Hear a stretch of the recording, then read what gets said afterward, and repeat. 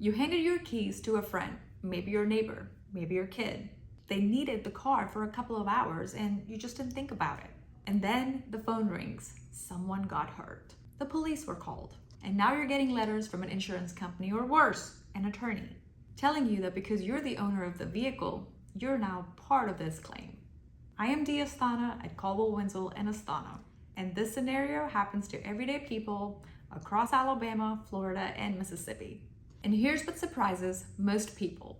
The law treats this situation completely differently depending on which state the accident happened. And sometimes it's dramatically different. First, the rule that applies everywhere. In all of these 3 states, the auto insurance follows the car, not the driver. So if you give permission and they cause the wreck, your policy pays first.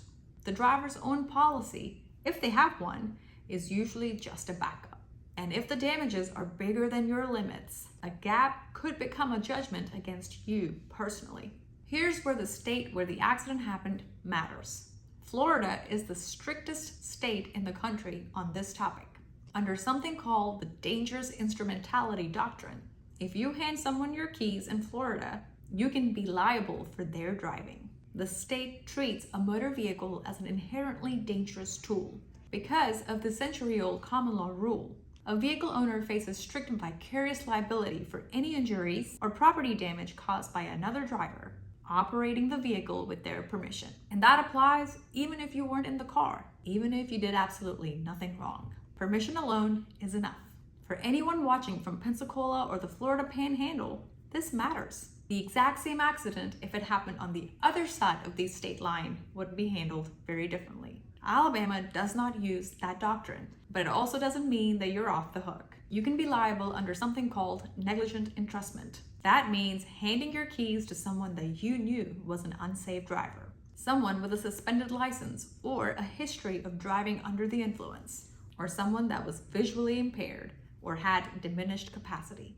Mississippi sits in the middle. Simply lending your car does not make you personally liable, but they have to prove that you were actually at fault. Your insurance still pays first because the coverage follows the car, but your personal assets stay protected unless the injured person can show that you did something wrong. Let me show you how these cases actually play out. Scenario 1. A man in Foley, Alabama loans his truck to someone else. He knows that the neighbor's license was suspended last month for a DUI, and he hands over the keys anyways. The neighbor runs a red light and seriously injures another driver. That injured person sues the owner of the truck for negligent entrustment because he knowingly put an unsafe driver on the road. That's Alabama.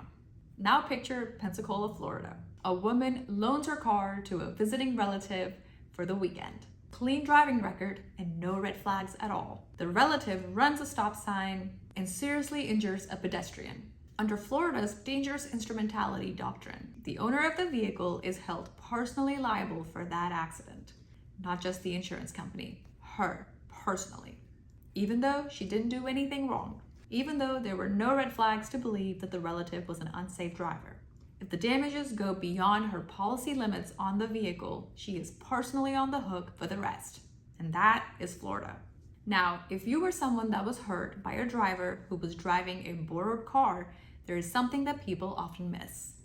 It's important to find out who actually owns the vehicle. As you just heard, the owner may be a separate or sometimes a more valuable defendant than just the driver. And don't give a recorded statement to any insurer until and unless you have spoken to a lawyer. And that matters most in the state of Alabama. Alabama uses something called pure contributory negligence. If an adjuster can show that you were even just 1% at fault in causing the accident, you recovered nothing. Another thing that you cannot afford to get wrong is that the clock is already running.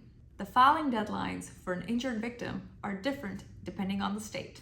In Alabama, you have 2 years from the date of the accident. In Florida, it's also 2 years. And in Mississippi, you have 3 years. Miss that deadline, your claim is gone, and there's no getting it back. So if you lent your car and got a scary letter, or if you were hurt by someone that was driving a borrowed car in the state of Alabama, Florida, or Mississippi, please don't wait. Call Caldwell Wenzel Asthana for a free case evaluation. There is no fee unless we recover, and we look forward to working for you.